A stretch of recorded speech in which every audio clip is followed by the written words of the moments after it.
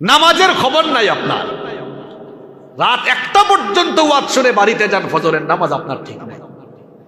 মাহফিলের স্বেচ্ছাসেবকের ভূমিকা পালন করেন, মাহফিলের দিন এশার নামাজও পড়েন না, মাগরিবে পড়েন না, পরের দিন ফজরও পড়েন না।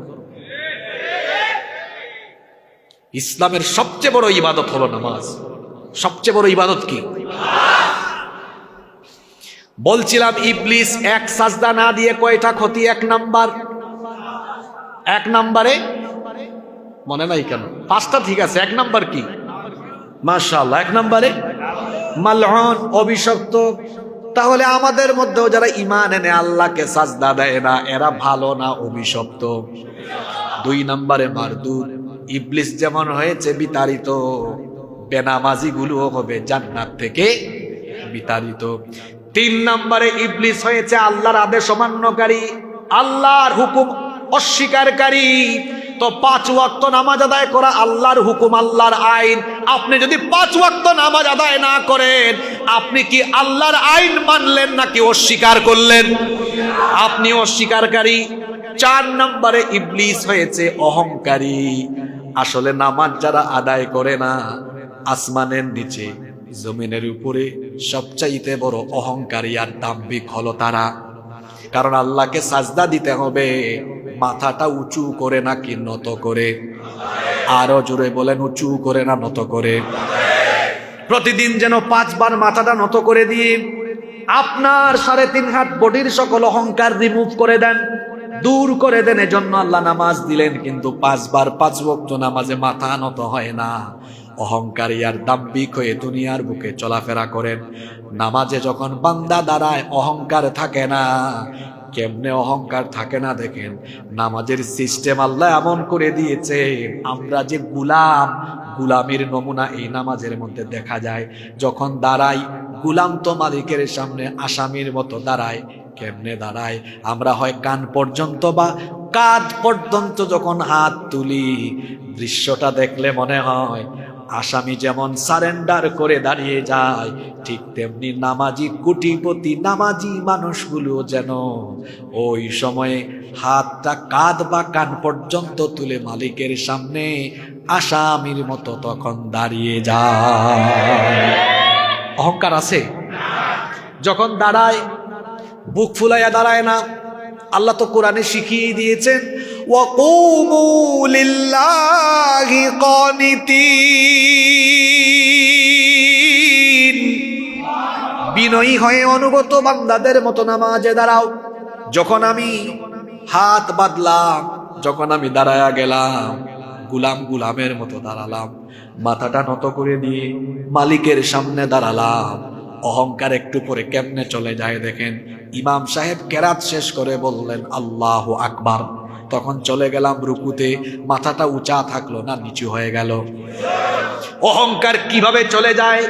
ইমাম সাহেব যখন রুকু থেকে দাঁড়ালেন, তারপরে আল্লাহু আকবার বলে যখন কিছুক্ষণ পরে মুসল্লিদেরকে নিয়ে সাজদায় চলে গেলেন, আহারে কোটিপতি আর ক্ষমতাওয়ালা, রিক্সাওয়ালা, ভ্যানওয়ালা, ঠেলাওয়ালা, কুলিওয়ালা সবাই তখন এমন ভাবে সাজদায় লুটিয়ে পড়ে, দৃশ্যটা দেখলে যেন মনে হয় নাকার কপাল আল্লাহর কুদরতি চরণে ঠেকায়া দিয়া বান্দা আল্লাহর সামনে অসহায়ত্ব পেশ করে তার পরিচয় দিয়েছে, আল্লাহ দেখো আমার আসল পরিচয় হলো আমি তোমার গুলামের ঘরের গুলাম। এত সুন্দর গুলামের নমুনা আর কোন ইবাদতে আছে? বলছিলাম ইবলিস এক সাজদা না দিয়ে 4 নম্বরে হয়েছে অহংকারী। যারা ফজরে, জোহরে, মাগরিব, আসরে, মাগরিবে, এশায় আজান শুনেও মসজিদে যায় না, এই মানুষগুলো হলো ইবলিসের মতো টাটকা অহংকারী। 5 নম্বরে ইবলিস সাজদা না দিয়ে হয়েছে কাফির। আমিও আল্লাহরে সাজদা দেই না, এখন আমি না দিয়ে আল্লাহর সাথে কি করলাম? আমার মতো হুজুর নয়, বড় হুজুর ফতোয়াটা দিয়েছেন মুহাম্মাদুর রাসূলুল্লাহ সাল্লাল্লাহু আলাইহি ওয়াসাল্লাম।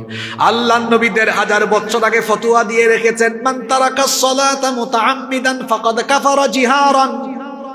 যে ব্যক্তি ইচ্ছা করে নামাজ ছেড়ে দিল, ইচ্ছা করে নামাজে আল্লাহকে সাজদা দিল না, ওই ব্যক্তি আল্লাহর সাথে কুফরি করলো। কার সাথে কুফরি? এক সাজদা না দেওয়ার লস কয়টা? মুখস্থ হইছে? 1 নাম্বার মালউন, 1 নাম্বার মালউন অর্থ হলো লানত প্রাপ্ত, অভিশপ্ত। 2 নাম্বার হলো মারদুদ মানে বিতাড়িত। কোন জায়গা থেকে বিতাড়িত? 3 নাম্বার হলো অস্বীকারী, অমান্যকারী। 4 নাম্বার হলো অহংকারী। 5 নাম্বার হলো কাফির। আমরা কি 5 ওয়াক্ত সাজদা না দিয়ে এই 5টা পরিচয়ে পরিচিত হতে চাই কি নাকি? হ্যাঁ চান? আপনার আবেগ ঠিক করেন, বিবেক দিয়া শুনেন। আমরা কেউ মালউন হতে চাই না, মারদুদ হতে চাই না, অস্বীকারী, অহংকারী এবং কাফির হতে চাই না। সুতরাং আজকে এই মাঠে বসে সিদ্ধান্ত নিতে হবে, আজান হলে আমার সকল কাজ বাদ, আজান হলে সাথে সাথে নামাজে যেতে হবে। পারবেন তো? পড়লে নামাজ, রাখলে রোজা, আল্লাহ রাসূল পাবে সোজা। হালকা হবে পাপের বোঝা, করলে ইবাদত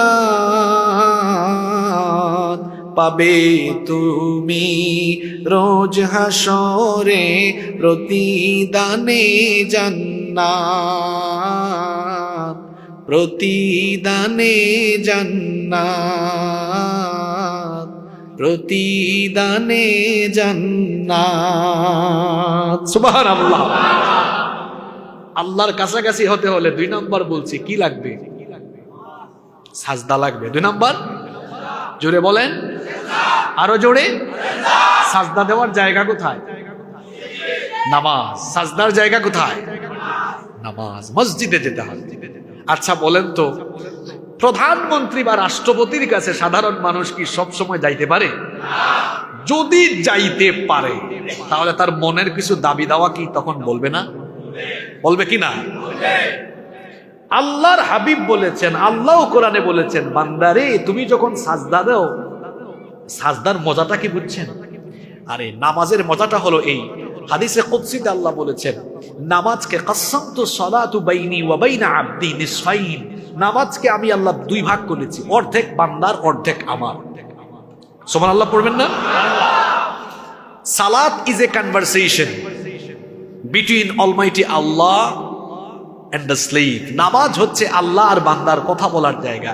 এটা এমন জায়গা, আপনি নামাজে কেরাত পড়েন দুনিয়ায়, জবাব আসে আরশে আজিম থেকে। সাজদাটা দেন কোথায়? জমিনে। কিন্তু এই সাজদাটার রেসপন্স আসে কোত্থেকে? সুবহানাল্লাহ পড়বেন না? মজাটা বুঝছেন? তো প্রধানমন্ত্রী বা রাষ্ট্রপতির কাছে গেলে যদি দাবি দাওয়া পেশ করেন, আল্লাহর চেয়ে বড় কেউ আর আছে? তো সাজদায় যেহেতু বান্দা আল্লাহর কাছাকাছি যায়, নবীজি বলেছেন, তুমি যখন সাজদায় যাও আল্লাহ আর তোমার মাঝে কোনো পর্দাই নাই। সুবহানাল্লাহ।